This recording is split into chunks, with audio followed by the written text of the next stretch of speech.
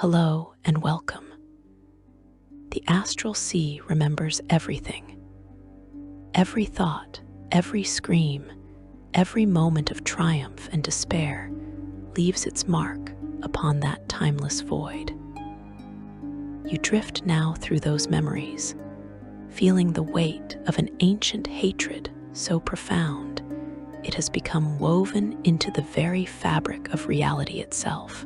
Two civilizations locked in eternal combat. Two peoples whose destinies are forever intertwined by the most fundamental violation imaginable. The enslavement of mind, body, and soul. This conflict did not begin with armies or territory. It began with chains that could not be seen or touched, chains forged from pure psychic domination, chains that bound not flesh, but consciousness itself. Millennia ago, long before most of the current gods had claimed their domains, an empire stretched across the multiverse that defied comprehension. The Illithids, creatures you know as Mind Flayers, had risen to heights of power that modern civilizations cannot even imagine. Their empire was not confined to worlds or even planes. It was planar in scope, spanning entire dimensions, reaching through the cracks between realities to claim dominion over countless species across infinite worlds. You must understand what the Illithids truly were to comprehend the horror of their reign. These were not simple conquerors who claimed land and demanded tribute. They were predators of consciousness, beings who fed upon the most sacred thing any creature possesses, the mind itself. Their hunger was not for food or power in the traditional sense. They craved intelligence, thought, memory, and identity. They consumed these things, absorbing them completely, making the experiences and knowledge of their victims part of themselves. The Mind Flayer Empire was built upon a foundation of absolute psychic control. At the heart of every Illithid colony sat an elder brain, a massive intelligence formed from the preserved brains of countless dead Mind Flayers. Picture it now. A pool of briny fluid, and floating within it, a brain the size of a building, its surface wrinkled and folded upon itself in patterns that hurt to contemplate. These elder brains were not merely rulers, they were living archives of knowledge, spanning thousands of years, repositories of every memory, every thought, every secret consumed by generations of Illithids. The elder brains communicated across vast distances through pure psychic resonance, linking the scattered colonies of the empire into one vast hive mind. Each Illithid in a colony was connected to its elder brain, receiving guidance, sharing experiences, contributing to the collective intelligence. When a Mind Flayer neared the end of its lifespan, it would willingly sacrifice itself, allowing its brain to be absorbed into the elder brain, believing this to be a form of immortality. What the Illithids did not know, what the elder brains kept secret, this could imply that the individual consciousness was lost entirely in this merger. Only knowledge remained, the self, the identity, everything that made that Mind Flayer unique, was consumed and scattered across the vastness of the elder brain's consciousness. To sustain themselves, to fuel their empire, the Illithids required a constant supply of fresh brains. They needed sapient creatures, beings with complex thoughts and emotions, beings whose minds were rich with experience and intelligence. And so the Mind Flayers harvested. They cultivated. They bred entire species for the sole purpose of providing nourishment and labor. Among the countless thrall races serving the Illithid Empire were humanoids who would eventually be known as the Gith. In those ancient days, they had no true name. They were simply thralls, slaves, designated by numbers in breeding programs that stretched back countless generations. These beings were human-like in form, but distinct. Taller than most humans, with angular features and skin that ranged from shades of yellow to green. Their eyes were dark, almost black, betraying something alien in their heritage. The Illithids recognized something valuable in these people. They possessed latent psionic potential, a sensitivity to mental energies that could be cultivated and exploited. The Mind Flayers saw opportunity. Here was a species that could be shaped, molded, transformed into the perfect servant race. Not merely cattle to be consumed, but tools to be used. Warriors to fight the Illithids' battles. Laborers to build their cities. Experiments to test the limits of psionic manipulation. The breeding programs were methodical and merciless. Over thousands of years, the Mind Flayers selectively bred their Gith slaves, enhancing desirable traits with each generation. Physical strength for heavy labor, psionic sensitivity for specialized tasks requiring mental acuity, intelligence enough to understand complex commands and operate sophisticated equipment, but not so much that they might begin to question their place in the cosmic order. The Gith were sculptured across millennia into what the Illithids believed was the ideal servitor race. Life for the Gith under Mind Flayer domination was an existence almost impossible to comprehend. Every moment of every day was monitored, controlled, dominated by the overwhelming psychic presence of their masters. The Illithids did not use physical chains. They did not need iron manacles or locked cells. Their control was far more absolute than anything physical restraints could provide. They dominated through fear, through the ever-present threat of psychic annihilation. You must understand how a Mind Flayer feeds to appreciate the true horror. When an Illithid extracts and consumes a brain, it does not simply kill its victim.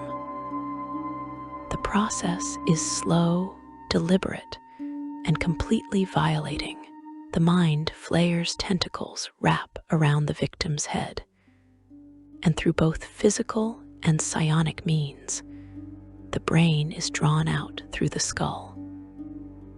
But during this process, the Mind Flayer is also consuming the victim's thoughts, memories, and very identity.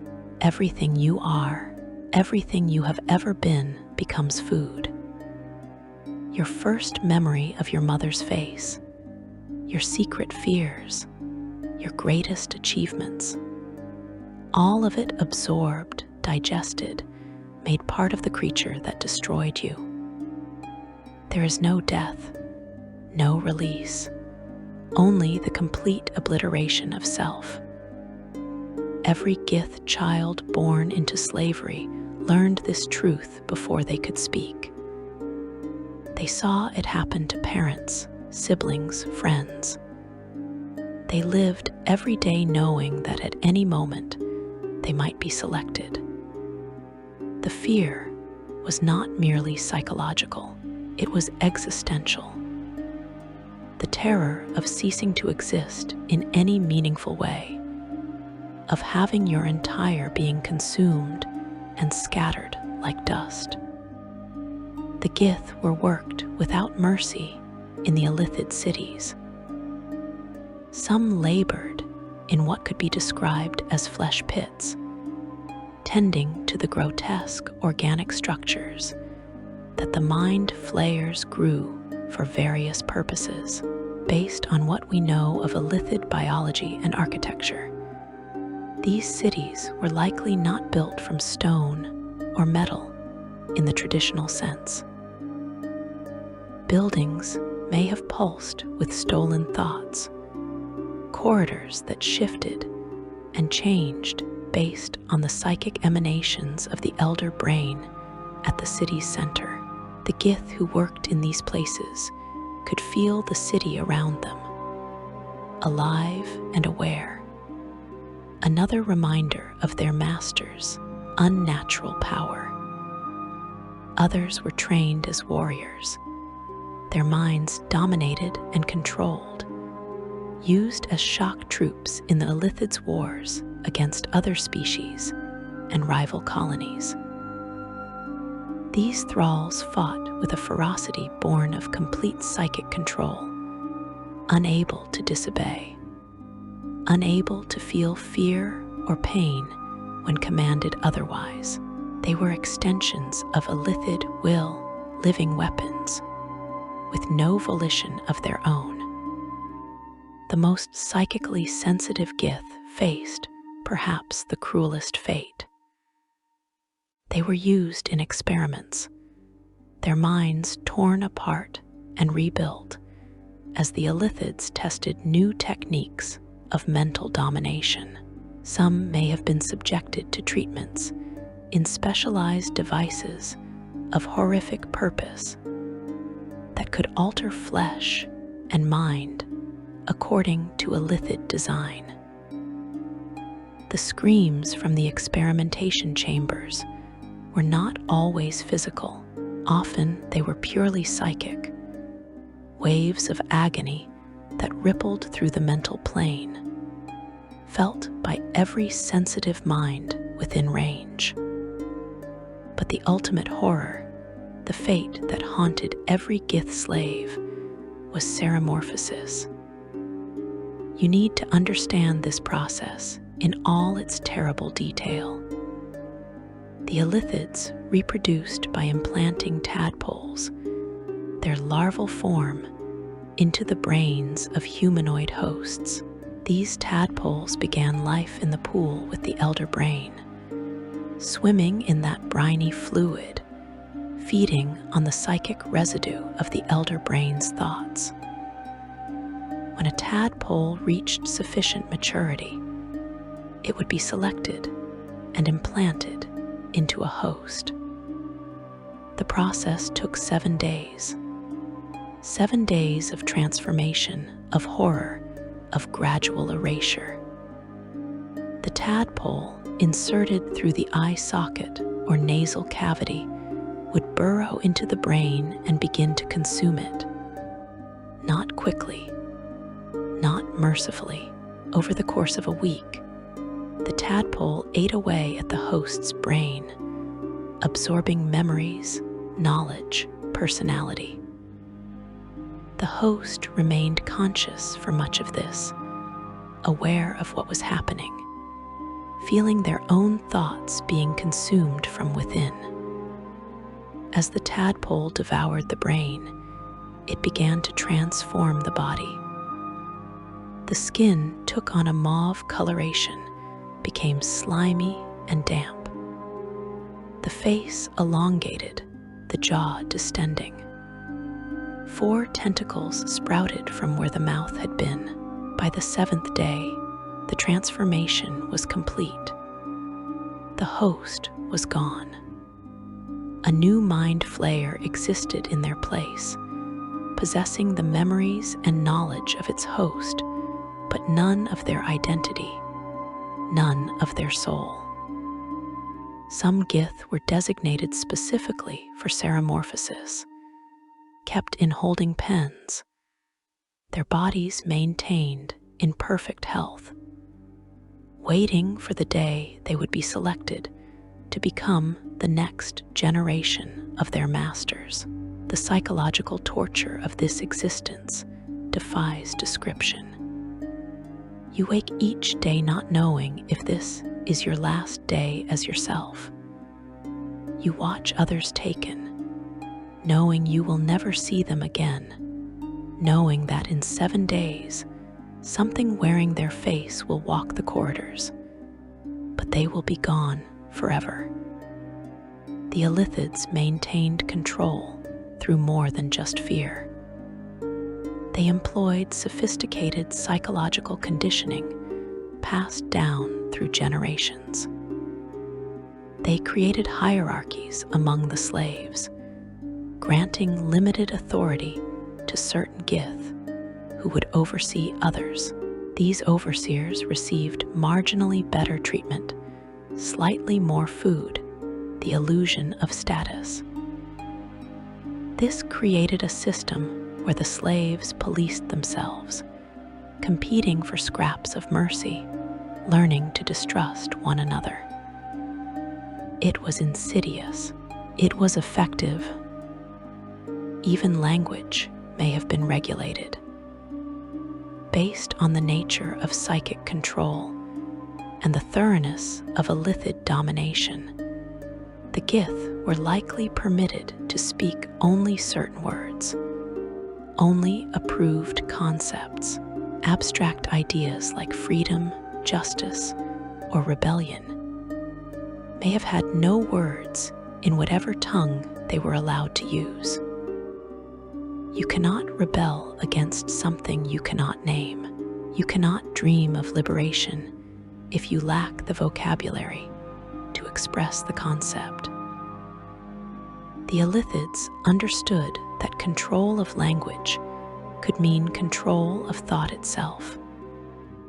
And yet, despite the absolute domination, despite the breeding programs and mental conditioning and linguistic control, despite the elder brain's constant psychic monitoring and the ever-present threat of consumption or seramorphosis, despite all of this, something persisted in the depths of the Gith consciousness. It was not hope. Hope requires the ability to imagine a different future, and the Gith had been bred for generations to lack such imagination. It was something more fundamental, a primal rejection of wrongness, a void where identity should have been, screaming silently against the violation of their existence. Deep in the collective unconscious, in places even the Illithids could not fully reach, a spark remained. Barely alive, barely aware, but there. The mind flayers, in their arrogance, made a critical error. They assumed that because they could dominate minds, they understood minds. They believed that control was the same as comprehension. They thought they had created the perfect slaves. They were catastrophically wrong. The very traits they had cultivated, the psionic sensitivity they had enhanced over countless generations, became a weapon. Not immediately, not obviously, but slowly, carefully, invisibly, the Gith began to use their psychic gifts in ways their masters did not anticipate. A slave who managed to shield their thoughts for just a heartbeat, Another who experienced a flash of forbidden emotion and survived the punishment. These tiny victories accumulated, passed down through whispered stories. This could suggest they were encoded in work songs that the Illithids dismissed as primitive cultural expression.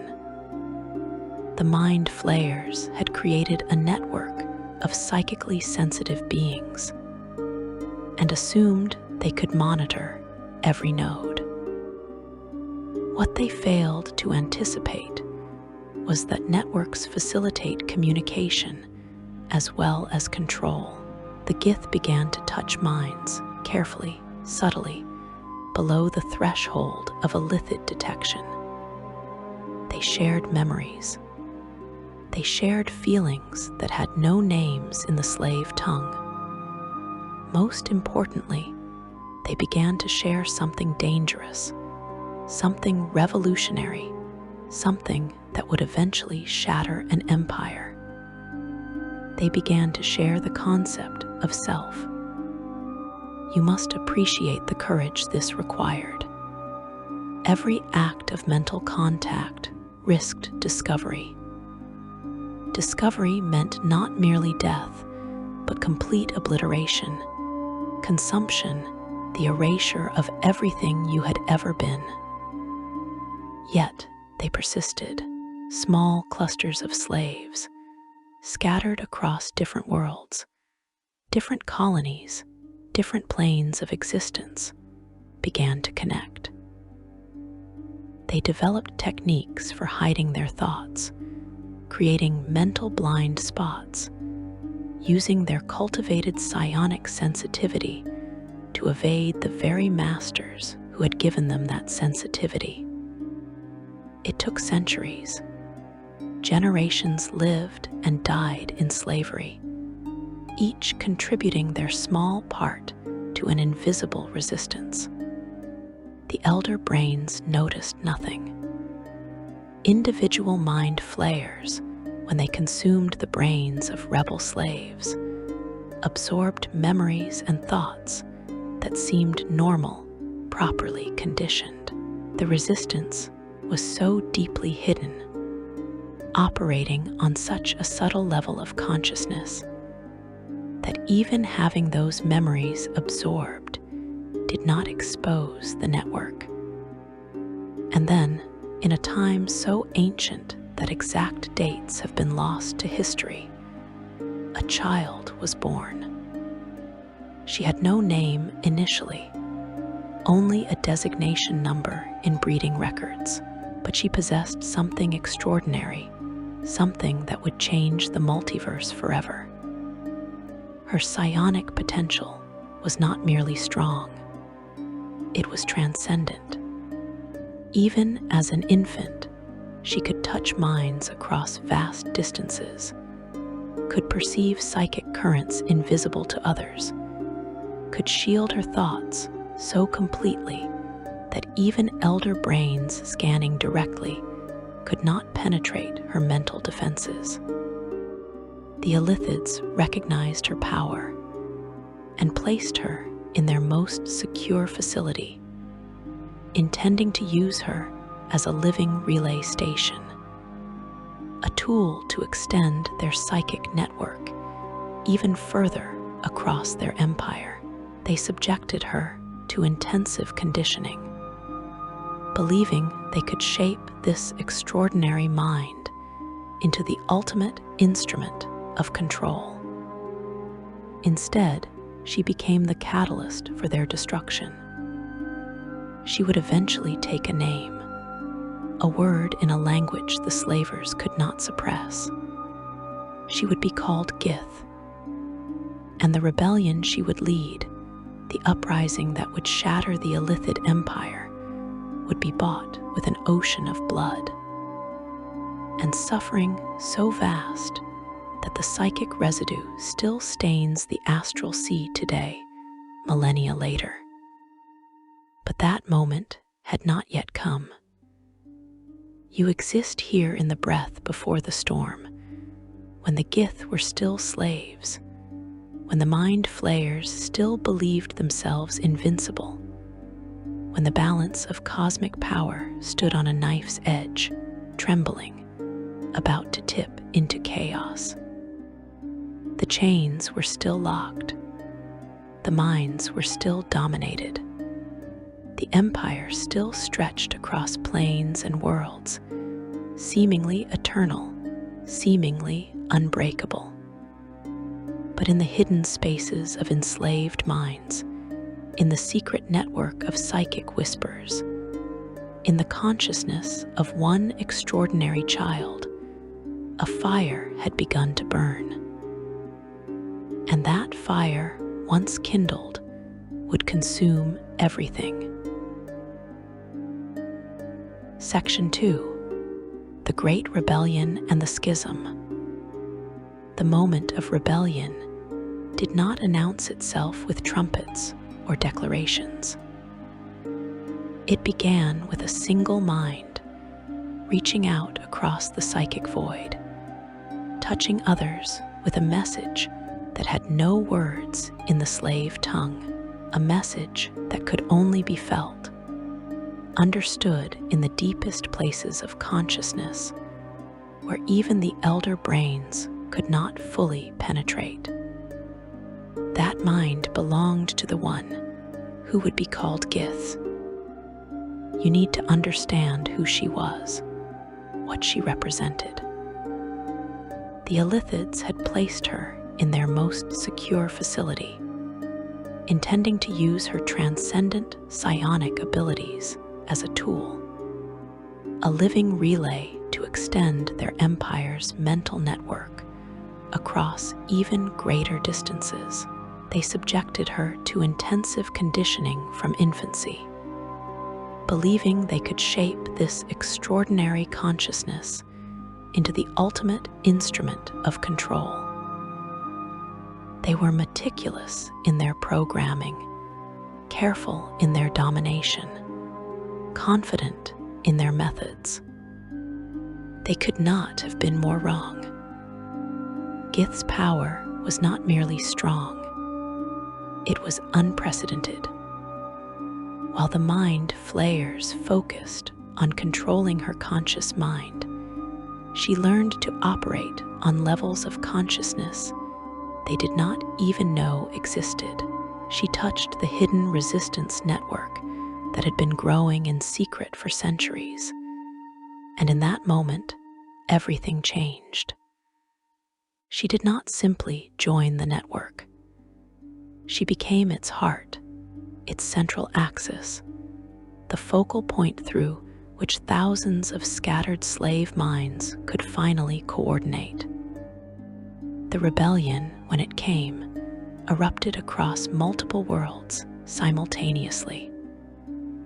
You witness it now through the psychic echoes that still reverberate through the astral sea. On dozens of Illithid colony worlds, in the same instant, slaves turned on their masters. The coordination was perfect because it was psionic, thoughts moving faster than any physical signal, minds acting as one despite being separated by the vastness of space and planar boundaries. The Illithids were caught completely unprepared. For millennia, they had fed upon the brains of their slaves without consequence. Now, suddenly, those same slaves were fighting back with a ferocity born of generations of accumulated rage. The Gith had been bred for strength, had been trained as warriors to fight the Illithids' battles. Now that strength, that training, was turned against the masters themselves. But physical strength alone would not have been enough. The Mind Flayers were still powerful psionicists, still capable of dominating minds with a thought. What made the rebellion succeed was that the Gith had learned. They had spent centuries developing mental shields, techniques for protecting their consciousness from Illithid domination.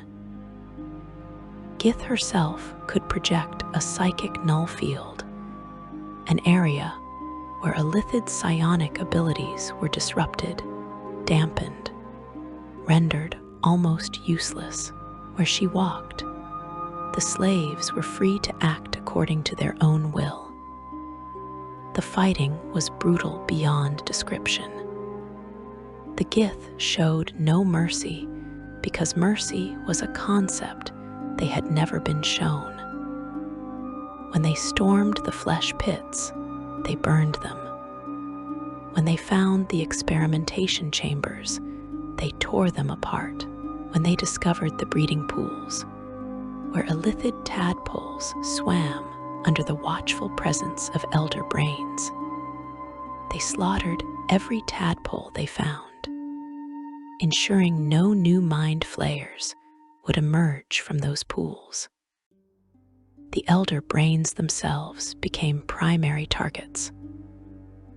These massive intelligences, trapped in their brine pools, unable to flee, were vulnerable in ways individual Illithids were not. The rebels surrounded these pools and destroyed the elder brains through sustained psionic assault. Dozens of freed slaves focusing their combined mental power on a single target, ripping apart consciousness that had existed for thousands of years. When an elder brain died, every Illithid connected to it felt the psychic backlash, a wave of agony and loss that left them vulnerable, disoriented, easy prey for the rebellion. The uprising spread like wildfire across the Illithid Empire. Colony after colony fell. World after world was liberated. The Mind Flayers, for all their power and intelligence, had built their civilization on a foundation of slavery, and that foundation was crumbling. They had become dependent on their thralls for labor, for resources, for the maintenance of their cities. Without that infrastructure, their empire began to collapse. The war was not quick, though the exact duration remains uncertain in historical records. Time becomes difficult to measure when the conflict spans multiple planes where time flows differently. But the outcome was never in doubt. The Gith fought with the desperation of people who knew that defeat meant not just death, but the return to slavery, to ceremorphosis, to the complete obliteration of self. They would die before they would allow that fate to return. And die they did. The casualties on both sides were catastrophic. Entire worlds were left barren, their populations decimated by the fighting. Illithid cities that had stood for millennia were reduced to ruins, the psychic residue of so much death, so much rage and agony and triumph, soaked into the fabric of reality itself. Even now, millennia later, certain locations in the multiverse carry the scars of that terrible war, places where the boundary between the material and mental is thin, where psychic echoes of ancient battles still play out. The Illithids who survived fled. They retreated to remote locations, to the Underdark beneath countless worlds, to hidden enclaves in distant plains. Their empire, once vast enough to span dimensions, was shattered beyond repair. They never recovered. The grand civilization that had dominated the multiverse for uncounted ages was reduced to scattered colonies, isolated and fearful, always looking over their shoulders, for the vengeance of the Gith. But victory brought its own crisis. The Gith had united under a single purpose, the destruction of their enslavers. With that goal achieved, questions arose that had no clear answers. Who were they now? What would they become? The slave tongue they had been forced to speak had no words for concepts like freedom, purpose, or future. They had to invent a new language, a new way of thinking about themselves and their place in the multiverse. Gith had answers. She had led them to freedom, and now she proposed to lead them to glory. Her vision was one of conquest and dominion. The Gith would build their own empire, she proclaimed. They would take vengeance, not just on the Illithids, but on the multiverse itself for allowing their enslavement to exist. Every species that had stood by while the Mind Flayers ruled would be made to pay. The Gith would become conquerors, would dominate rather than be dominated. Many followed her vision enthusiastically. They had been slaves, powerless and controlled. The idea of becoming masters themselves, of wielding power over others, appealed to something deep and primal. They had suffered for generations. Now they would make the multiverse suffer in turn. But not everyone agreed. Among the rebellion's leaders was a warrior named Zerthaman. His history before the uprising is less clear than Gith's, but his role in the rebellion itself was undeniable. He had fought as fiercely as any, had led forces that shattered multiple Illithid colonies, but Zerthaman had learned something during the rebellion, something that set him apart from many of his fellow warriors. He had learned to know himself. During the fighting, Zerthaman had found the corpse of a humanoid slave, killed by a blade embedded in the skull. He pulled the blade free and studied it, seeing his reflection in the steel. It was in that reflection that Zerthaman first truly understood himself as an individual, separate and distinct, with worth beyond his function as slave or soldier. The blade became his symbol, a reminder that identity is not given by masters or taken by force, but discovered within. Where Gith saw liberation as the beginning of conquest, Zerthaman saw it as the beginning of enlightenment. He believed the Gith needed to understand themselves, to develop philosophically and spiritually, to become something more than just former slaves seeking vengeance. He feared that if they followed Gith's path, they would become no better than the Illithids themselves, trading one form of domination for another. The philosophical divide deepened. Gith called for unity under her leadership, insisting that the Gith must remain under the same sky, following a single purpose. Zerthaman refused.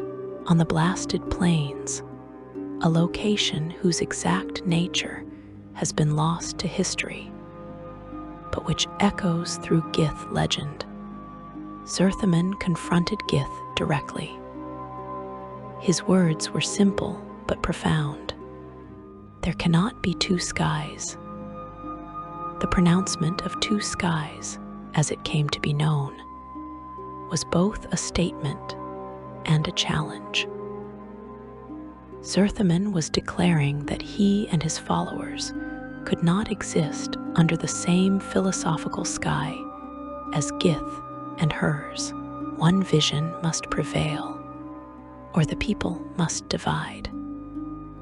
There could be no compromise, no middle ground between these two fundamentally opposed worldviews. In the wake of Zerthimin's pronouncement came war, not against the Illithids, but among the Gith themselves. The civil war was as brutal as the rebellion had been, perhaps more so because this time they fought their own kin, people who had suffered alongside them, who had bled and died in the same cause. The unity that had shattered an empire now shattered itself.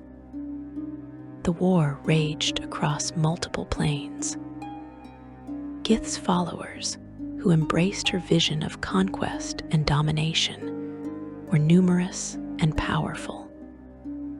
Zerthimin's adherents, who sought enlightenment and self-knowledge, were perhaps fewer in number, but no less dedicated. They fought with the same desperate intensity they had shown against the Mind Flayers, each side believing that the soul of their people hung in the balance. Zerthimin himself was killed in the conflict. The exact circumstances of his death vary in different accounts, but most agree that he died in battle, possibly in single combat with one of Gith's champions. His death could have ended the resistance to Gith's vision, but instead, it transformed Zerthimin into something more powerful than any living leader could be. He became a symbol, a martyr, the embodiment of the principles he had fought for.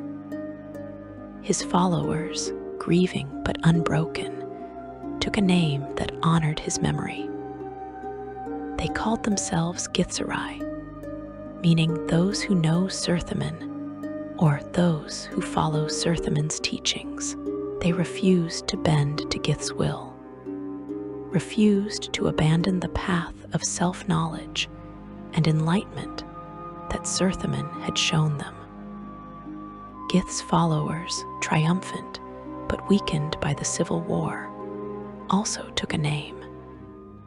They became the Githyanki, meaning children of Gith, or those who follow Gith. They embraced her vision of martial excellence and conquest, dedicated themselves to the eternal hunt for Illithids and the domination of those they deemed weak. The Githzerai, unable to defeat the more numerous Githyanki in continued direct conflict, made a strategic retreat. They fled to Limbo, the plane of pure chaos, where reality itself is malleable and ever-changing. It was a harsh environment, one that would kill lesser beings. But the Githzerai had developed psionic abilities that allowed them to impose order on chaos, to shape Limbo's substance through force of will. In that impossible realm, they built their cities, fortresses of stability in an ocean of chaos, places where they could pursue enlightenment and self-mastery without interference. The Githyanki, with their enemies either fled or defeated, needed a new home. The war had left them in control of no material worlds. The planets they had fought on were ruined or still crawling with surviving Illithid forces. Gith made a decision that would define her people's future. She led them to the astral plane, the silver void, where time does not pass in the way it does in other realms. The astral plane was perfect for the Githyanki's purposes. It was a realm between realms, touching all planes of existence, allowing easy travel to anywhere in the multiverse. From the astral plane, they could launch raids against Illithid colonies wherever they might hide. More importantly, in the astral plane, the Githyanki would not age. They could become an eternal people, warriors who honed their skills across centuries without the weakness of growing old. But the Githyanki were not powerful enough to hold the astral plane against all potential enemies. They needed allies, powerful ones. Gith, advised by her most trusted counselor, a powerful wizard named Valkeith, decided to seek help from one of the multiverse's most fearsome powers. They went to the 9 hells itself. They approached Tiamat, the Dragon Queen, goddess of chromatic dragons, a being of immense power imprisoned in the 2nd layer of hell. What exactly transpired in that meeting is known only through fragments and legends, but the result was clear. A pact was made between the Githyanki and Tiamat's red dragons. The terms of the pact were these. Red dragons would serve the Githyanki as mounts, allies, and occasionally as advisors. Young red dragons would be sent to train with Githyanki warriors, learning discipline and tactics.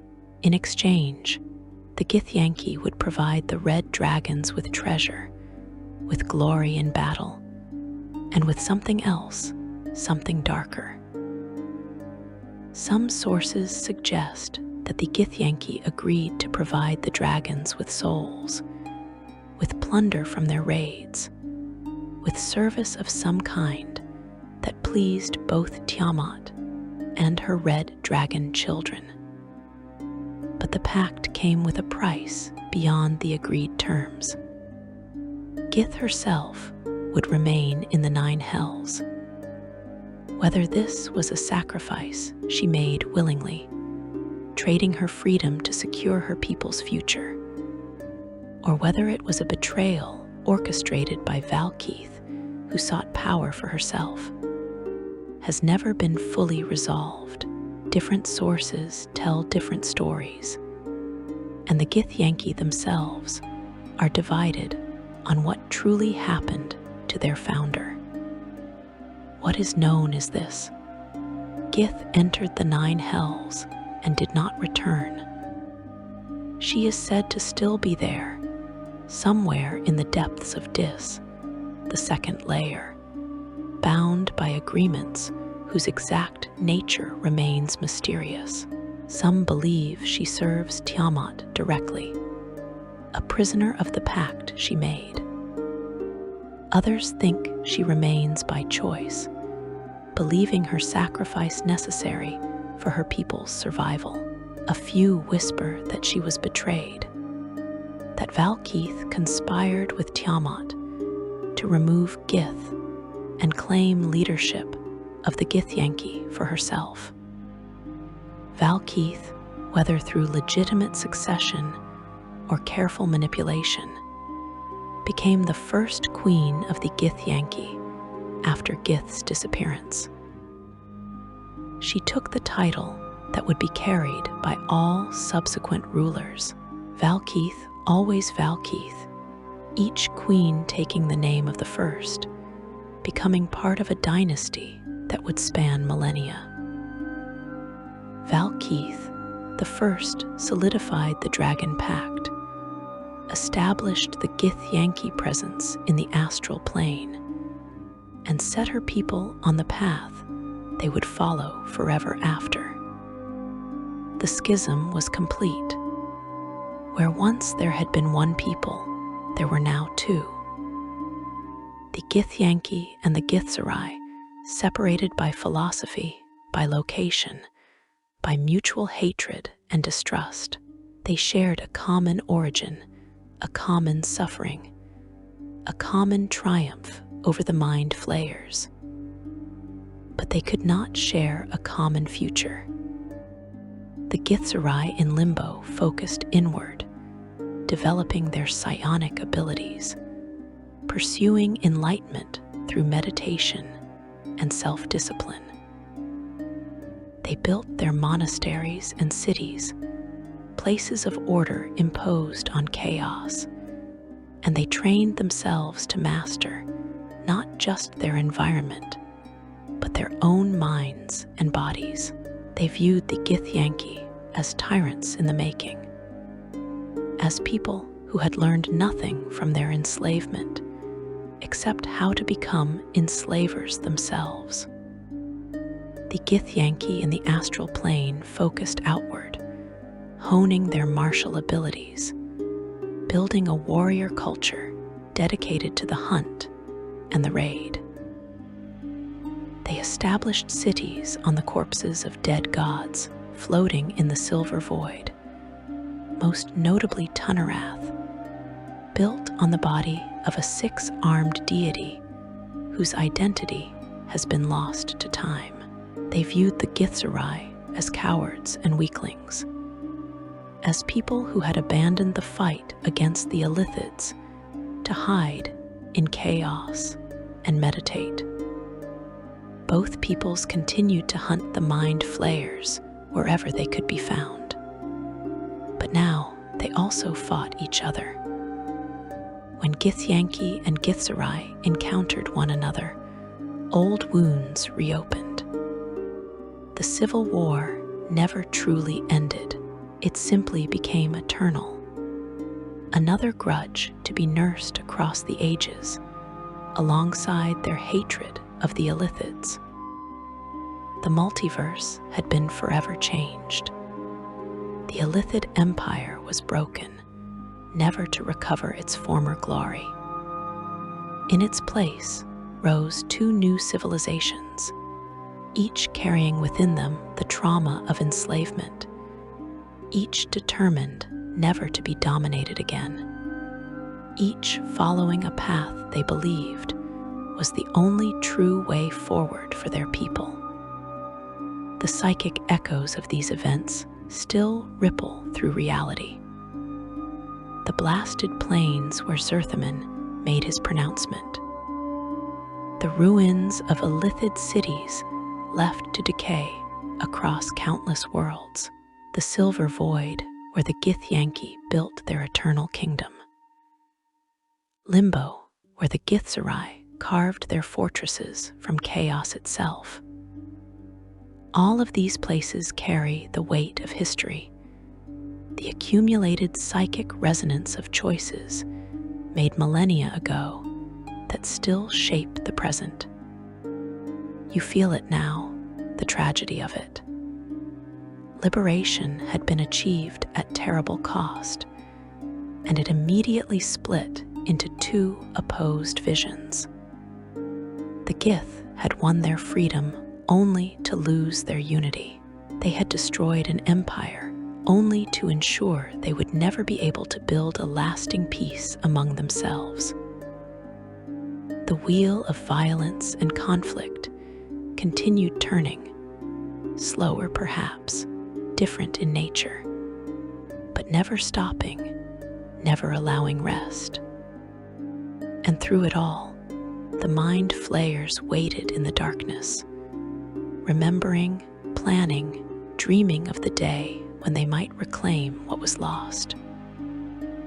The war between Gith and Illithid had entered a new phase, one that would last until the end of time itself.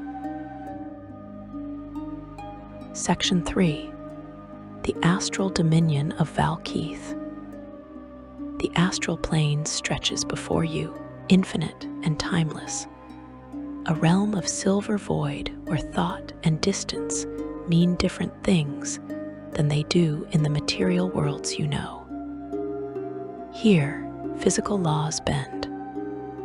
Time does not pass. You do not age, do not hunger, do not tire in the traditional sense. It is a realm between all other realms, touching every plane of existence, a silver sea through which travel the psychic projections of dreamers, the souls of the dead journeying to their final destinations. And floating in the endless void, the corpses of gods who died in ages past. It is here that the Githyanki built their eternal empire. The greatest of their cities is Tunnerath, constructed on the corpse of a god whose name has been lost to history. You approach it now through the psychic echoes, and the scale defies comprehension. The dead god's body floats in the silver void, a massive six-armed form frozen in the moment of its death.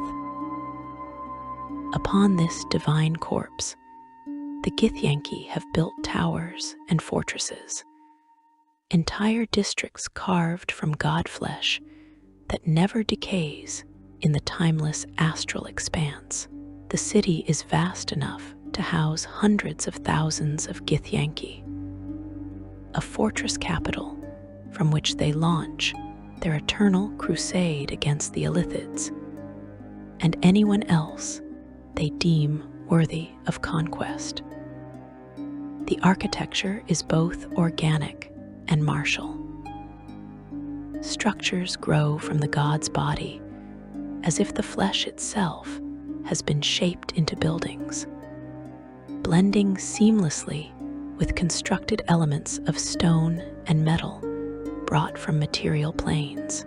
Walkways bridge impossible distances.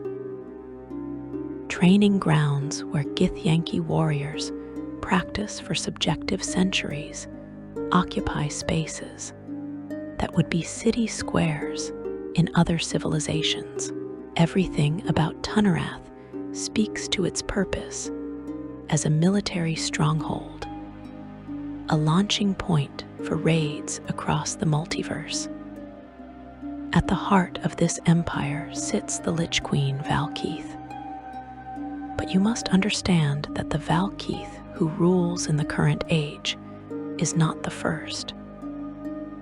She is Valkeith, the 157th, the latest in a dynasty that has ruled the Githyanki since Gith's disappearance.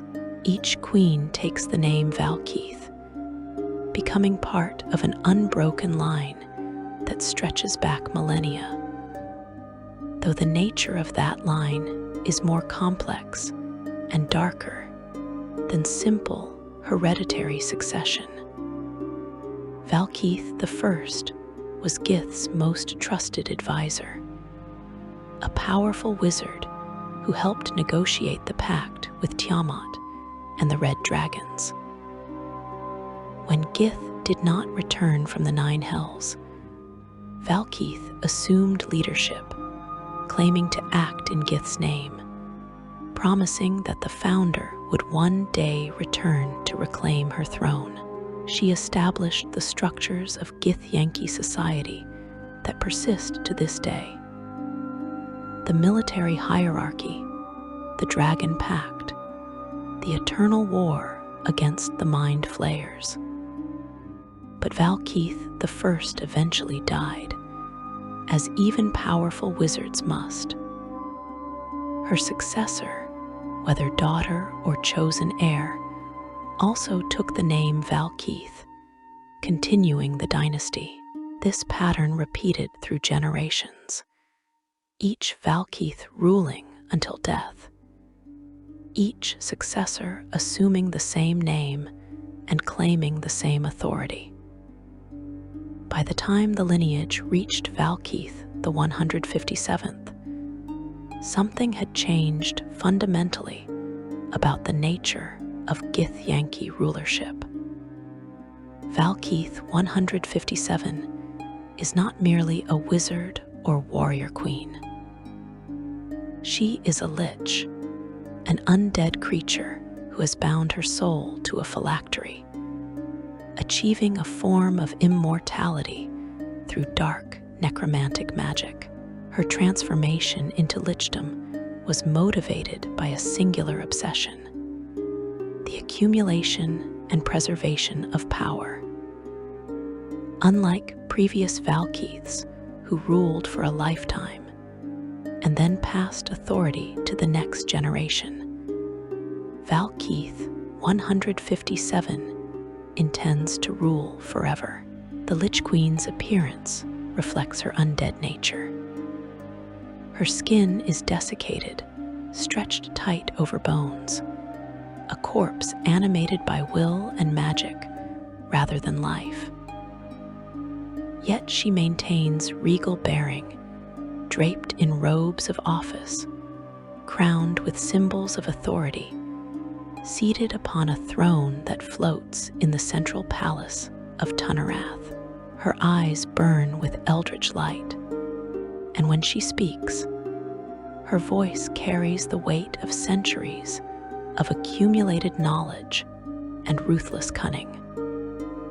But lichdom alone was not enough for Valkeith, 157. She recognized a threat to her eternal rule, powerful Githyanki who might challenge her authority. The Githyanki are a people of warriors and psionists, individuals who grow in strength and ability across their subjective centuries in the timeless astral plane. Eventually, some Githyanki become powerful enough that they might question the Lich Queen's commands, might even challenge her directly. Valkeith's solution was as cunning as it was monstrous. She established a tradition whereby Githyanki, who reached particularly high levels of power, would be summoned to an audience with the Queen herself, ostensibly to receive honors and blessings for their service to the Empire. These audiences were presented as the highest achievement a Githyanki could aspire to, the ultimate recognition of martial and psionic excellence. In truth, they were death sentences. When these powerful Githyanki arrived before Valkeith's throne, expecting glory, she would consume their souls. Not simply kill them, but devour their very essence, absorbing their power, their knowledge, their abilities into herself. Each soul consumed made Valkeith stronger, while simultaneously eliminating any potential rival who might threaten her rule. The Githyanki did not know. This was not public knowledge, not openly discussed. Those summoned to Valkeith's presence never returned. But the official explanation was that they had been elevated to some higher service, sent on secret missions of vital importance to the Empire. The truth was carefully hidden, known only to Valkeith herself, and perhaps a handful of her most trusted servants. The rest of the Githyanki believed that to be called before their queen was the greatest honor imaginable. This paranoid control extends throughout Githyanki society. Valkeith maintains her power through fear and careful manipulation. She has spent centuries ensuring that no institution, no individual, no faction within Githyanki culture could challenge her authority. The entire structure of their civilization bends toward maintaining her eternal rule. The Githyanki military hierarchy reflects this rigid control. The basic unit is a squad of 10 warriors led by a Sarth, roughly equivalent to a sergeant. Each group of 10 Sarths is supervised by a Kithrak, a captain-level commander who directs 100 warriors. Above the Kithraks stand the supreme commanders, who govern entire districts or major military operations. At the apex of this hierarchy sits Valkeith herself, absolute and eternal. The Githyanki recognize different castes within their society, though all are ultimately subservient to the warrior culture that dominates their civilization. The warriors themselves include not just fighters, but also rangers, rogues, and other martial specialists. Among the warriors are the Jish, multi-classed warrior mages who blend sword and spell, representing an elite tier of Githyanki combatants. The Githyanki knights stand even higher, the absolute elite of their people, warriors of such skill and power that they approach the level where Valkeith begins to see them as threats.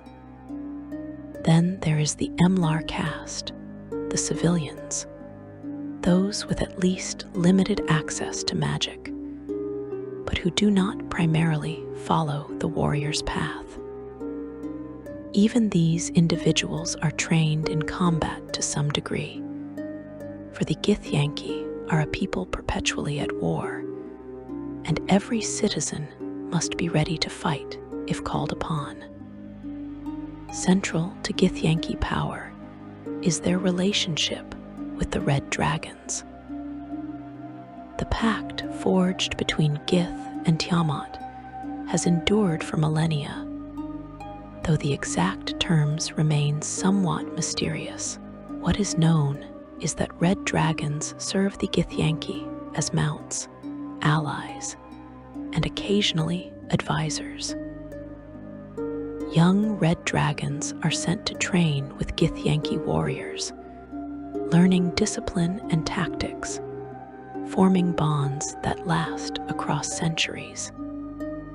The Githyanki, in turn, provide the dragons with treasure, glory in battle, and other considerations that satisfy both the dragons' greed and their pride. When Githyanki knights ride to war on the backs of ancient red dragons, they become nearly unstoppable forces, combining the martial prowess of the most elite Githyanki warriors with the raw destructive power of the most fearsome chromatic dragons. But the Githyanki's most iconic weapons are their silver swords. These are not merely finely crafted blades, though their physical craftsmanship is indeed extraordinary. Silver swords possess a unique and terrible property. They can sever the silver cord that connects an astral traveler to their physical body. You must understand what this means. When a being projects themselves into the astral plane through magic or psionic ability, their consciousness travels as an astral form, while their physical body remains elsewhere. A silver cord connects the two, an invisible tether that allows the consciousness to find its way back. Damage this cord sufficiently, and the astral traveler is forced back to their body. Sever it completely, and both the astral form and the physical body die instantly. The silver swords make this possible. In the hands of a skilled Githyanki warrior, the blade can strike the normally insubstantial silver cord as if it were solid matter. The Githyanki have perfected techniques for targeting these cords in combat, making them extraordinarily dangerous opponents on the astral plane. Many would-be invaders of Tunnerath have learned too late the terror of facing Githyanki warriors wielding these legendary weapons. The Githyanki launch raids from the astral plane into material worlds across the multiverse. They travel in flying ships, spell-jamming vessels, or simply ride their red dragon mounts through planar portals. These raids serve multiple purposes. They gather treasure and resources that the timeless astral plane cannot provide. They hunt for mind flayers, the eternal enemies who must never be allowed to forget their crimes. They capture slaves and thralls to serve in capacities that the Githyanki themselves consider beneath them. And they seek glory. The Githyanki are a warrior culture, and warriors require battles to prove their worth. Raiding is not merely practical necessity. It is how Githyanki measure themselves, how they rise through the ranks, how they earn honor and status within their society. A Githyanki who has led successful raids against dangerous foes gains respect and authority. One who has slain mind flayers is celebrated as a hero. But there is always the shadow of Valkeith's hunger.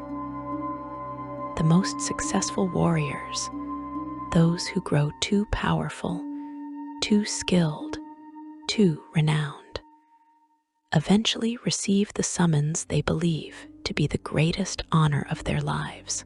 They journey to Tunnerath, to the floating palace at the heart of the dead god's corpse, and they kneel before their queen.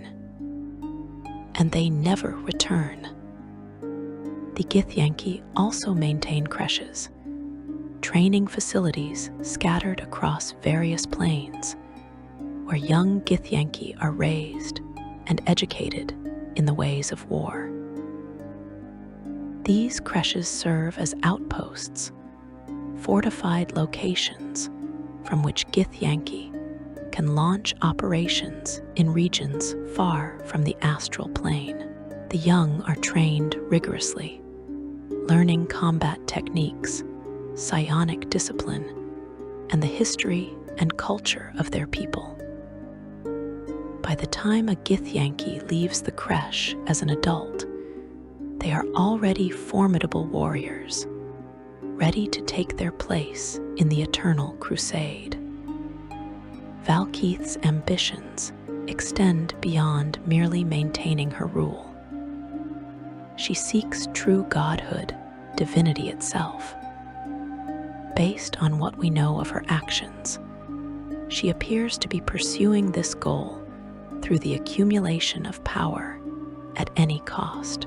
The consumption of her people's souls feeds this ambition. There are suggestions that she has attempted to use powerful magic, perhaps thousands of wish spells, to siphon divinity from the very corpse of the god upon which Tunnerath rests. The irony is profound and terrible. The Githyanki fought and bled to escape enslavement by the mind flayers. They shattered an empire to win their freedom. And now, they serve a lich queen who consumes their souls to fuel her quest for godhood. They are not slaves in the way they once were, but they are controlled nonetheless by tradition, by culture, by carefully maintained ignorance of their queen's true nature. Yet the Githyanki remain formidable. They are warriors hardened across centuries of subjective time in the astral plane. They ride ancient red dragons and wield weapons that can kill with a single stroke.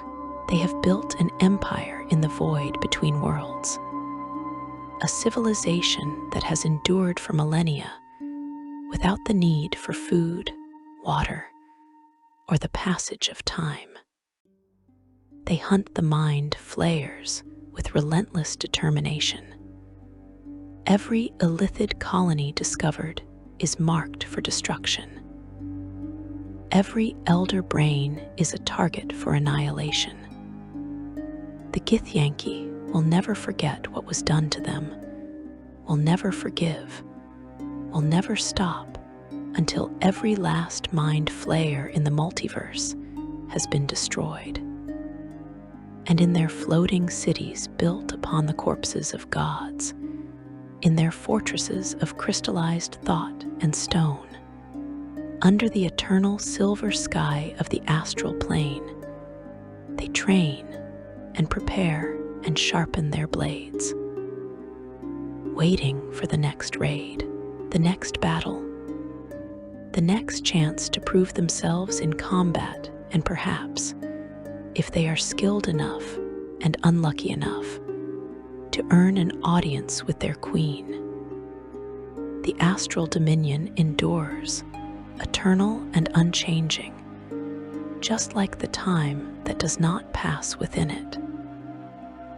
The Githyanki have become what they believed they needed to be to survive, a race of warriors, hard and sharp and deadly, who take what they need from those weaker than themselves. They escaped slavery only to build a culture where the strong dominate and the weak serve. And above it all, on her floating throne in the heart of Tunnerath, Valkeith, the 157th, waits, patient and eternal, growing stronger with each soul consumed, reaching always toward the godhood she believes she deserves, the Lich Queen who will never die, who will never relinquish power, who will feed on her own people forever, if that is what it takes to achieve her ambition. The Githyanki call her their queen, their protector, the heir to Gith's legacy. They do not know that she is their predator, and that ignorance may be the greatest chain of all. Section 4. The Mind Flayer Colonies and Their Designs. The Illithids did not die when their empire fell. They scattered, they hid, they survived. In the dark places of the multiverse, in the deepest caverns beneath countless worlds, in pocket dimensions folded away from prying eyes, the Mind Flayers endured. Their grand empire was shattered beyond repair, their thrall populations freed or destroyed, their elder brains killed or forced into isolation. But the species itself persisted, and with persistence came memory, and with memory came the burning desire to reclaim what was lost. You descend now into the Underdark, that vast network of caverns and tunnels that exists beneath the surface of most material worlds. Here, far from sunlight, far from the civilizations that thrive above, the Illithids have carved out new domains. These are not the grand cities of their ancient empire. They are colonies, smaller settlements built around a single elder brain, hidden and defended, always watching for the Githyanki raiders who hunt them with eternal hatred. A modern Illithid colony is both familiar and alien if you know the history. The architecture may still incorporate organic elements, but there is a cautiousness now that did not exist in the empire's height.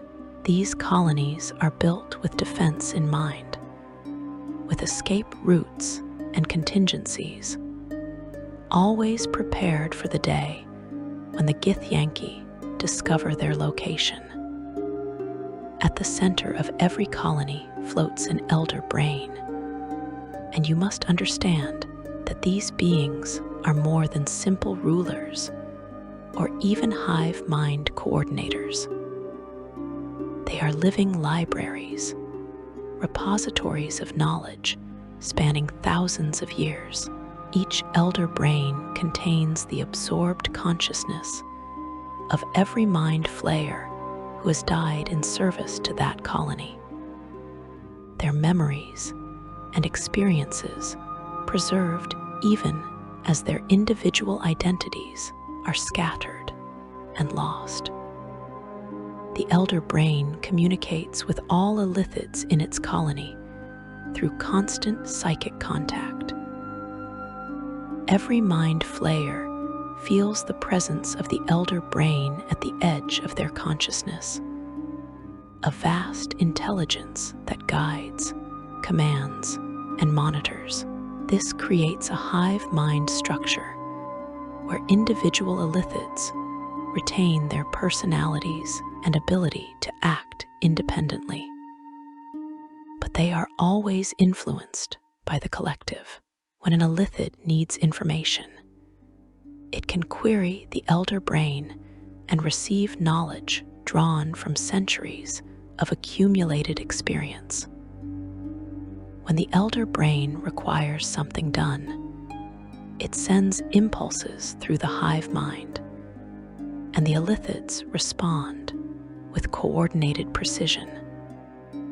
But the relationship between elder brain and individual illithid is more complex than simple master and servant.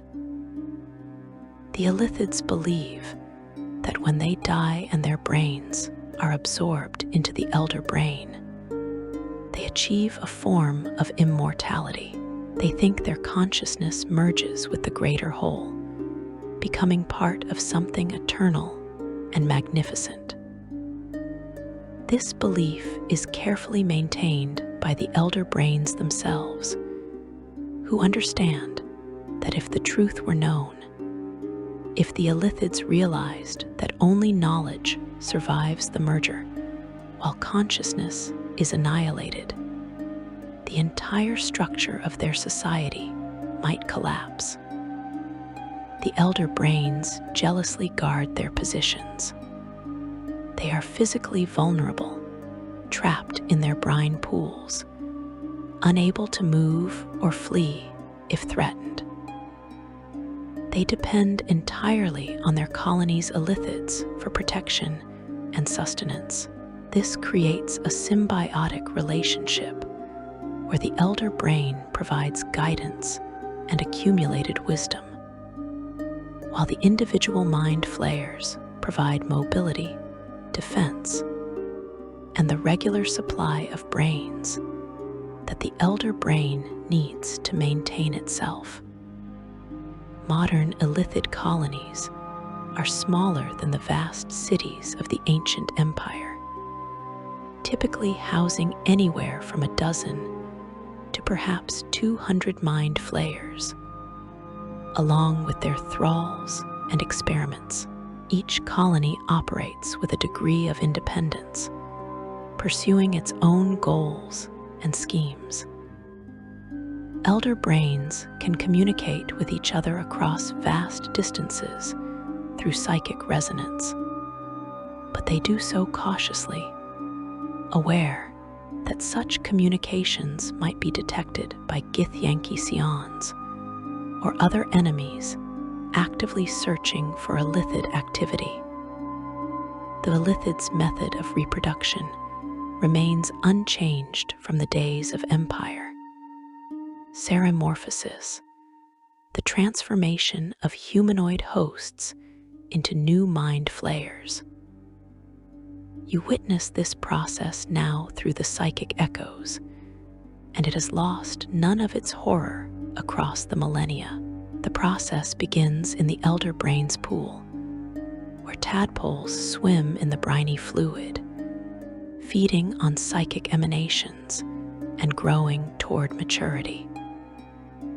These tadpoles are the larval form of illithids, barely sentient creatures driven by instinct and hunger. Most tadpoles never reach maturity. The elder brain allows only a few to develop fully, consuming the rest to sustain itself. This ensures that the colony's population remains stable, and that only the strongest, most viable tadpoles survive to be implanted. when a tadpole is selected for implantation, a suitable host must be found. The elithids prefer humanoids with developed intellects. Humans, elves, drow, Githyanki, when they can capture them.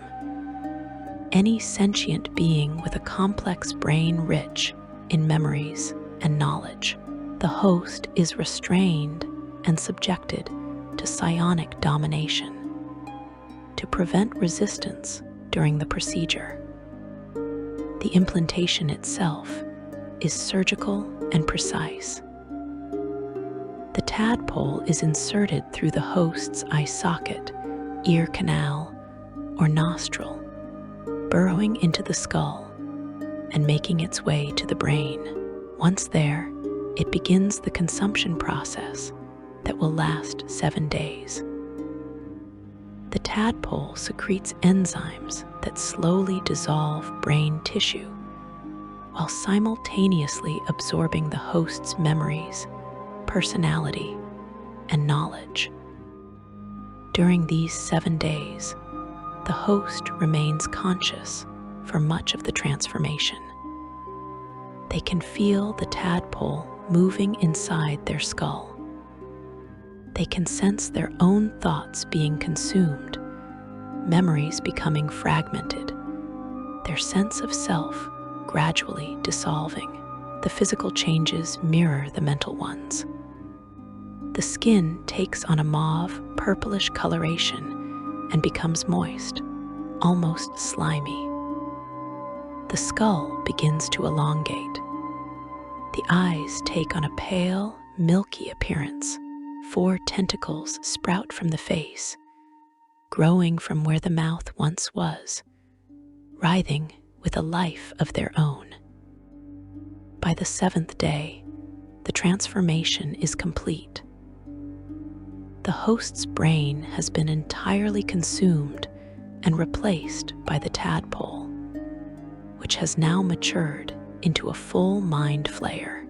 The new elithid possesses all the memories and knowledge of its host, but none of their personality or soul.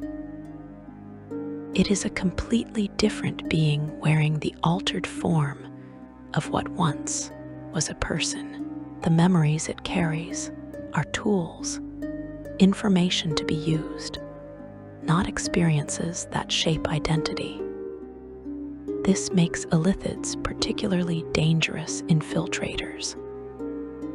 A mind flayer created from a human might possess that human's memories of family, of secret passwords, of hidden locations.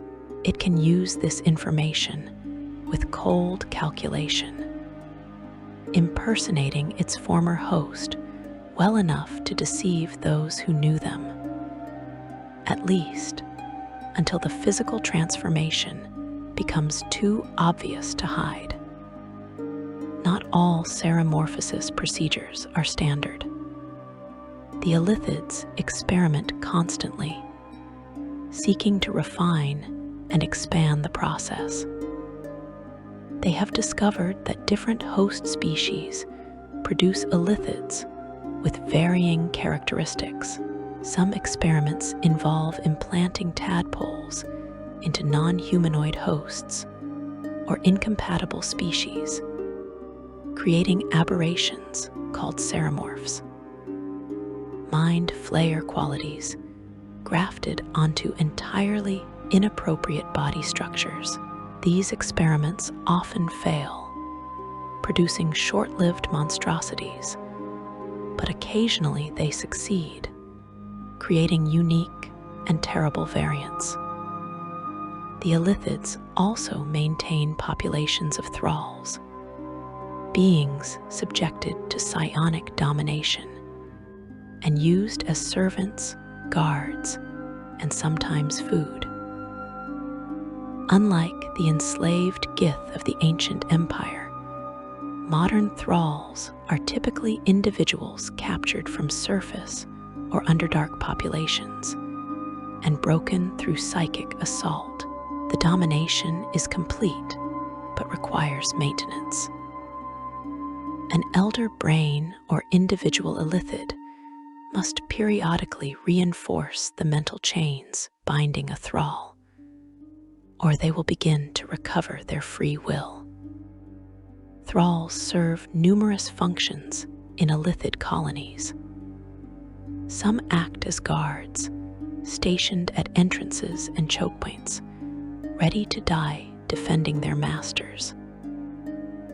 Others perform manual labor that the mind flayers consider beneath them. Still others are kept as emergency food supplies, their brains available to be consumed if other sources become scarce. The life of a thrall is one of complete subjugation, consciousness preserved, but will utterly dominated, forced to act against their own interests, and sometimes against their own loved ones, if so commanded.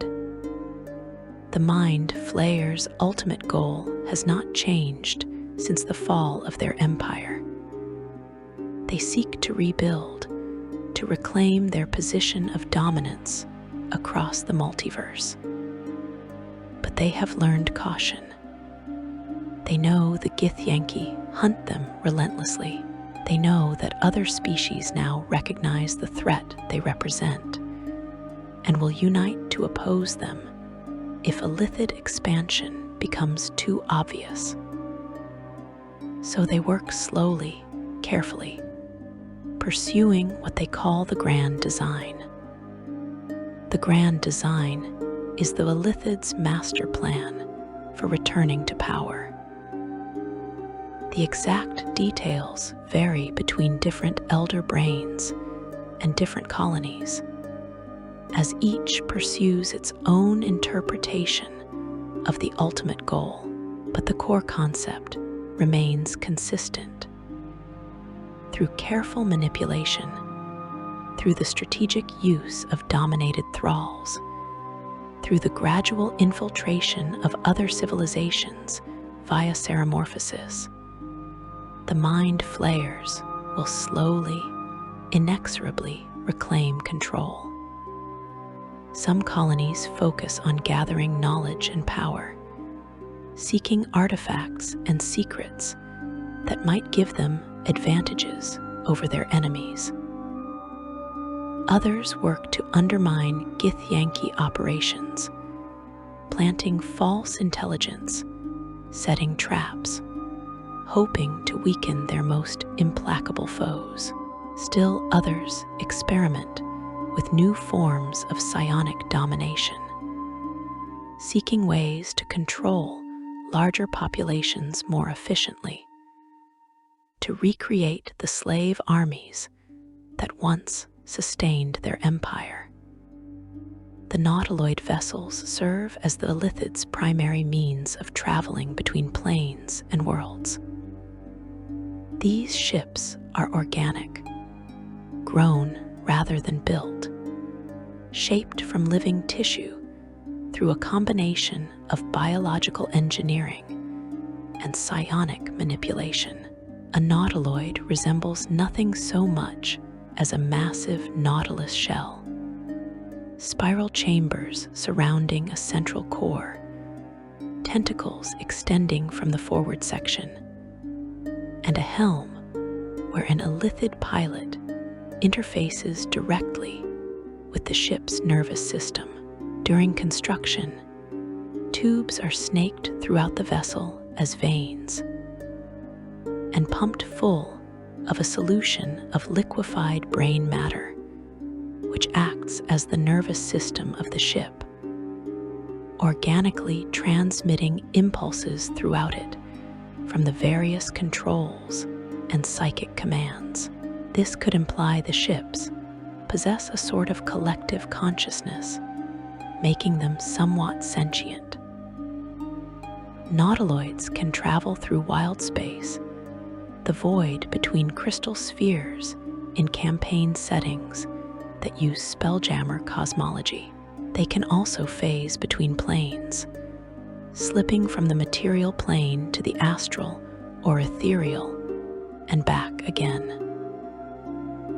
This makes them extraordinarily difficult to intercept or track.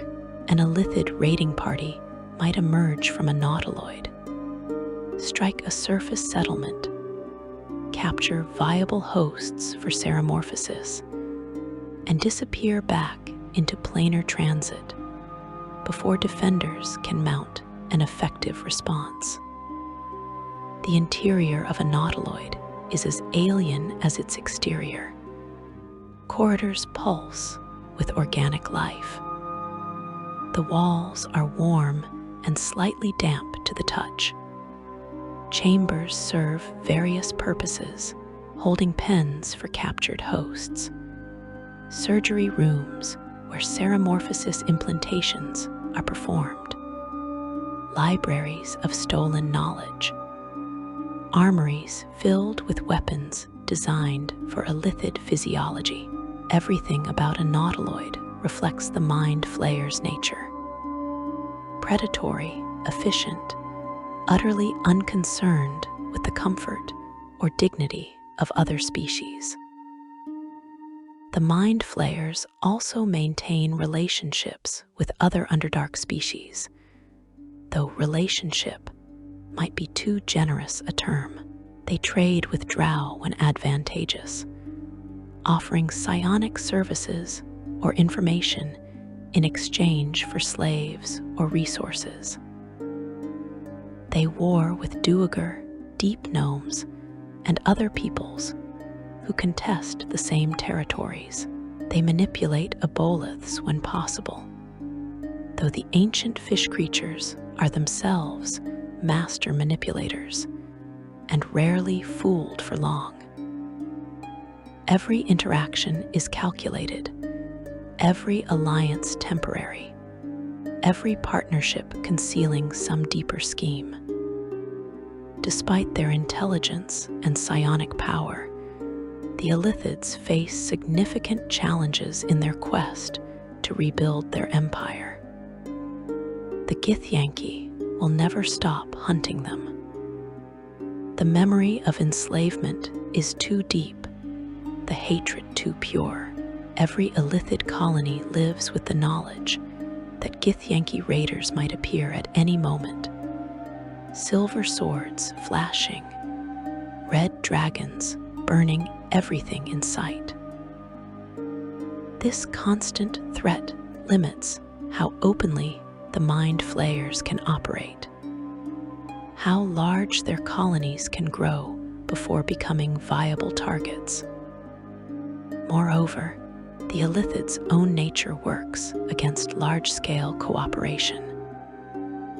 Each elder brain is effectively an independent entity with its own goals and priorities. While elder brains can communicate and occasionally coordinate, they do not easily subordinate themselves to a higher authority.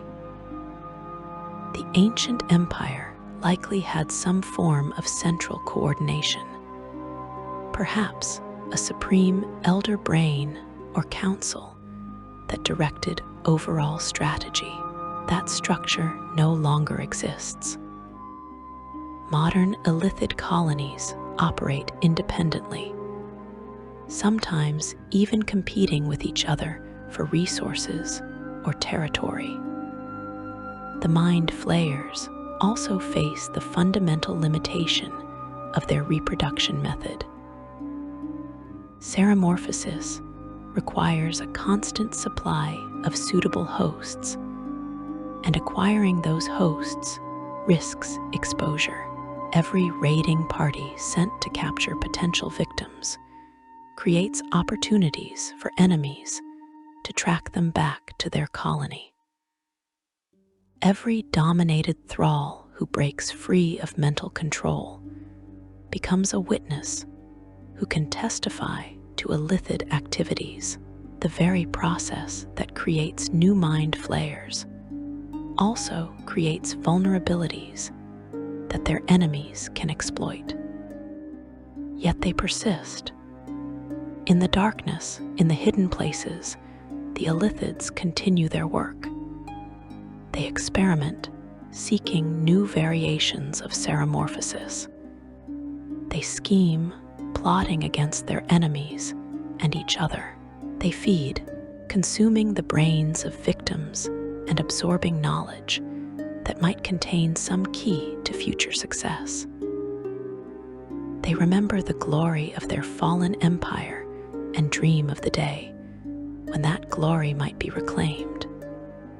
When once again, the Mind Flayers will rule, and all other species will serve as thralls or food. The psychic echoes show you the patience of the Illithids, the long view they take of history and conquest. They are not concerned with immediate results. They think in terms of centuries, of millennia. One scheme might fail, but 10 more wait to be enacted. One colony might be destroyed by Githyanki raiders, but others survive and learn from the loss. Slowly, carefully, invisibly when possible, the Mind Flayers advance their grand design, moving pieces on a cosmic board where the game has no end, and victory is measured in the subjugation of entire species. And all the while, the elder brains float in their pools, absorbing the brains of dead Illithids, growing ever larger, ever more knowledgeable, repositories of ancient evil that remember when they ruled all and dream of ruling again. Section 5. The Eternal War and Cosmic Ramifications. The war never ended. It merely transformed, evolved, became something woven into the fundamental structure of the multiverse itself.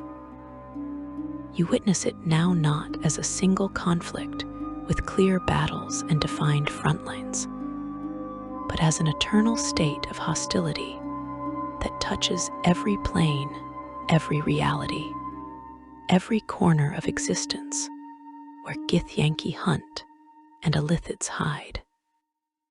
The Githyanki raids continue as they have for millennia, will continue for millennia more. From Tunnerath and other astral fortresses, warships emerge into the silver void, carrying warriors who have spent subjective centuries preparing for these moments. They travel through the astral plane to wherever intelligence suggests an Illithid colony might exist. Sometimes that intelligence is accurate, and the Githyanki descend upon a Mind Flayer settlement with overwhelming force. Silver swords flashing, red dragons burning, determined to eliminate every Illithid and destroy every tadpole they find. Raiding Illithid strongholds is considered a rite of passage among the Githyanki, a fundamental duty that defines what it means to be a warrior of their people.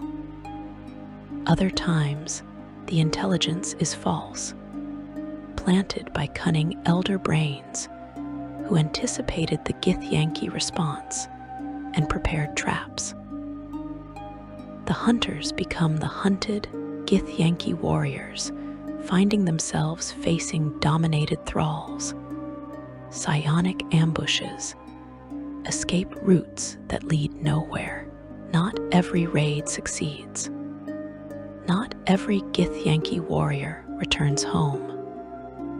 But the raids continue regardless, because stopping would mean abandoning the core purpose that defines Githyanki existence. The Illithids, for their part, wage a different kind of war. They cannot match the Githyanki in direct military confrontation. The Githyanki are too numerous, too well-trained, too committed to the hunt, so the Mind Flayers employ subterfuge, manipulation, and long-term schemes. They plant false information about colony locations, leading Githyanki raiders into ambushes, or simply wasting their time and resources.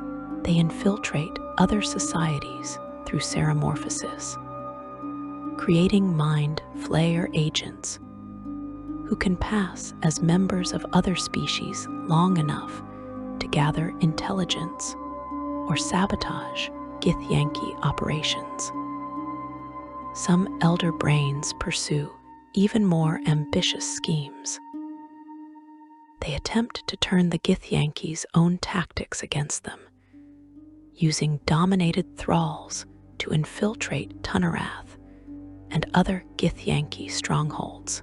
These infiltrations rarely succeed completely, as the Githyanki are paranoid, and their scions can detect mental domination when they actively search for it. But even partial success can yield valuable intelligence about Githyanki movements, plans, and weaknesses. The eternal conflict between Githyanki and Illithid has profound effects on other civilizations and powers throughout the multiverse. Many species and nations have learned to stay clear of this ancient war, recognizing that involvement brings nothing but danger. When Githyanki raiders pass through a region hunting Illithids, wise leaders close their doors, hide their people, and wait for the storm to pass. When rumor spreads of mind flayer activity in an area, neighboring settlements prepare defenses or flee entirely. Some powers attempt to play both sides, trading with the Githyanki when advantageous, while also dealing with Illithid colonies when profit demands it. This is a dangerous game.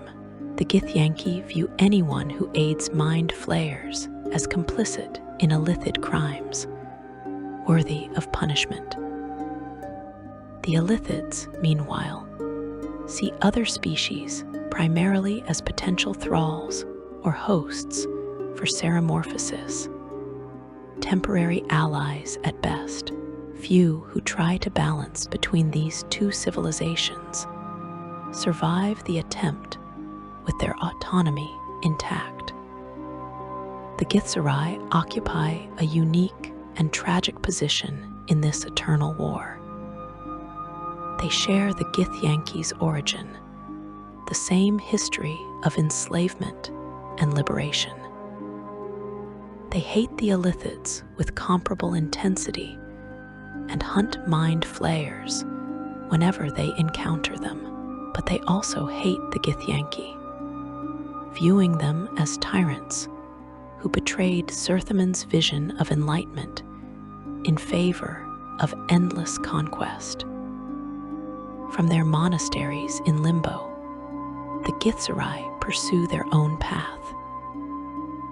They focus inward, developing their psionic abilities and martial arts to extraordinary levels through meditation and discipline. They do not raid as the Githyanki do not seek conquest or domination. But when Illithids threaten them, or when Githyanki attack their fortresses, the Githzerai fight with skill and determination equal to any warrior in the multiverse. The Githzerai monasteries and cities in Limbo stand as testaments to their mastery over chaos itself. The plane of Limbo is pure, ever-changing chaos, where reality shifts and transforms constantly, where matter and energy exist in states of perpetual flux. Most beings cannot survive in such an environment, let alone build stable structures. But the Githzerai have developed psionic techniques that allow them to impose order on chaos, to shape Limbo's substance through force of will. Their largest city, Shrakler, houses approximately 2 million Githzerai and functions more as a massive fortress than a traditional city. Constructed with iron gatehouses and 7 rings of massive granite walls, the fortress stands as an island of permanence in an ocean of chaos. The lifestyle within is severe, disciplined, focused entirely on training and self-mastery. Outsiders are relegated to tent cities outside the walls, rarely permitted to enter the inner sanctums, where the Githzerai pursue their philosophical and martial studies. Other Githzerai settlements include monasteries dedicated to specific teachings or techniques, floating cities connected by stone walkways, and isolated towers where individual masters meditate for subjective centuries. Each structure must be maintained through constant psionic effort, imposing will upon the chaos that constantly seeks to dissolve everything back into formless potential. This practice, fighting the chaos of limbo to maintain their homes, serves as training that hones the Githzerai's mental disciplines to razor sharpness. The Githzerai represent what might have been if the civil war after liberation had never occurred. They show that the Gith people could have pursued enlightenment, could have built a civilization based on something other than eternal warfare. But that possibility was lost in the schism. And now the Githzerai stand apart, neither truly allied with nor fully opposed to either side of the great conflict. The three-way dynamic creates situations of terrible complexity. Sometimes Githyanki and Githzerai find themselves fighting the same Illithid colony, forced into temporary cooperation by shared hatred of their former enslavers. These alliances never last. The moment the immediate threat is eliminated, the ancient grudges resurface, and Githyanki and Githzerai turn on each other with renewed fury. The Illithids, when they learn of such conflicts, sometimes attempt to exploit them, feeding intelligence to one side or the other, hoping to weaken both through mutual destruction. Prophecies and legends surrounding the conflict are numerous and often contradictory. The most persistent concerns the return of Gith herself. Many Githyanki believe their founder will one day emerge from the 9 hells, reclaim leadership of her people, and lead them to final victory over the Illithids. Exactly what form this return might take, or what it would mean for Valkeith's rule, remains unclear. The Lich Queen officially endorses the prophecy, claiming she rules only in Gith's absence and will gladly yield power when the founder returns.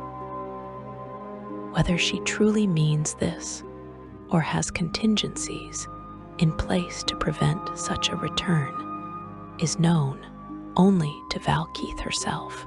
Some whispers suggest that Gith's pact with Tiamat included terms about her eventual release, that she serves the Dragon Queen for a set period, or until certain conditions are met. Others claim Gith remains in the 9 hells by choice, that she pursues some greater purpose that requires her absence from her people. Still, others believe she is truly imprisoned, that Valkeith the First conspired with Tiamat to remove Gith permanently. and that the prophecy of return is propaganda designed to maintain hope and loyalty among the Githyanki masses. There are even theories that suggest Gith's son may one day return to free the Githyanki people from Valkeith's tyranny. Though details about this potential heir remain shrouded in mystery and speculation. The Illithids have their own prophecies, visions drawn from elder brain precognition, and ancient texts preserved from the Empire's height. Some elder brains believe they have foreseen the rebuilding of the Empire, that the grand design will eventually succeed, and the Mind Flayers will once again rule the multiverse. Others predict darker futures. The complete extinction of their species at Githyanki hands, or transformations into something unrecognizable, or mergers with other entities that would preserve Illithid knowledge but destroy Illithid identity. The ultimate destiny of this conflict remains unwritten. Will the Githyanki finally eliminate every Illithid colony, hunting the Mind Flayers to extinction? Will the Illithids somehow turn the tables, finding a way to neutralize Githyanki opposition and resume their expansion? Will Githyanki and Githzerai ever reconcile, uniting as one people again?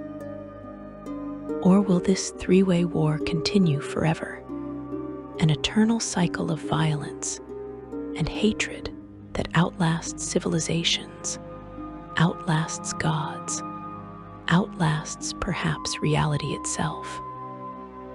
You stand now at the edge of understanding, having witnessed the full scope of this ancient conflict. You have seen the chains of enslavement that bound the Gith for generations uncounted. You have witnessed the rebellion that shattered an empire and the schism that tore a people in two. You have explored the astral dominion where undead queens consume souls and warriors ride dragons through silver void. You have descended into the darkness where Mind Flayers plot their return to power, where elder brains dream of lost glory. And you understand now that this is not merely history. This is ongoing reality, playing out across the multiverse at this very moment. Somewhere, right now, Githyanki raiders are assaulting an Illithid colony. Somewhere, a Mind Flayer is implanting a tadpole into a screaming victim, beginning the 7-day horror of Ceramorphosis.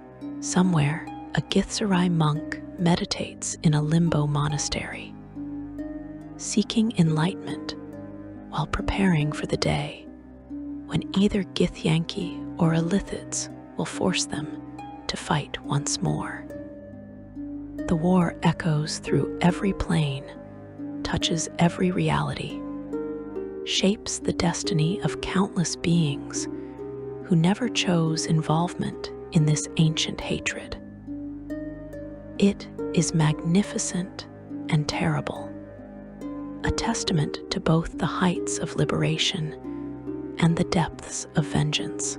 It is a warning about what happens when trauma becomes identity, when freedom is immediately translated into new forms of conflict. The psionic residue of this eternal war has reshaped reality itself in subtle but profound ways. You feel it in certain locations throughout the multiverse, places where the boundary between mental and physical has worn thin from accumulated psychic violence, battlefields where Githyanki and Illithids have clashed repeatedly become saturated with psionic energy, creating dead zones where telepathy runs wild, where thoughts become visible as shimmering images in the air, where the unprepared can find their minds invaded by echoes of ancient battles. The astral plane itself bears the deepest scars. The silver void remembers everything, and in places, those memories have become almost tangible. You can find locations in the astral sea where psychic echoes of the rebellion still play out. Ghostly images of Gith slaves rising against their illithid masters, repeating their revolution endlessly like a recording stuck in a loop. These echoes are not mere illusions. They possess a kind of reality, dangerous to those who interact with them, capable of dragging unwary travelers into psychic reenactments that might not release them. Some scholars believe the eternal war is slowly poisoning the multiverse, that the accumulated hatred and violence is creating imbalances in the cosmic order. Others argue that the conflict serves a purpose, that by obsessively hunting each other, Githyanki and Illithids prevent either from threatening other civilizations on the scale their power might otherwise allow. If the Githyanki were not constantly focused on hunting mind flayers, they might turn their full attention to conquering material plane nations. If the Illithids were not hiding from Githyanki raiders, they might pursue their grand design more aggressively. The Githyanki exist to dominate all other races, a philosophy that mirrors the very Illithid empire they destroyed. Their current reduced threat to other civilizations is primarily a result of their obsessive focus on hunting mind flayers, and the internal power struggles within their own society, but the potential for widespread conquest remains, held in check only by their eternal enemies and the machinations of a Lich Queen who consumes the souls of their strongest warriors. The astral sea churns with the weight of these memories, these ongoing battles, this eternal hostility. And you, having witnessed it all, carry that knowledge forward. The Githyanki and the Mind Flayers, locked in combat until the end of time itself, two civilizations defined entirely by their opposition to each other, unable to exist without their eternal enemy, unwilling to imagine any other way of being. This is their story. This is their war. This is the cosmic ballet that will dance on long after you and I have faded from memory. A conflict so fundamental that it has become part of the multiverse's structure, woven into reality like threads that can never be unraveled. If you found this journey through the psychic echoes enlightening, if these whispers from the astral sea have resonated with you, please consider liking this video and subscribing to the channel. There are countless other stories hidden in the deep lore, waiting to be explored, and your support helps bring those stories to light. Thank you for listening, and may your own journeys through the multiverse be safer than those of the Gith and their eternal enemies.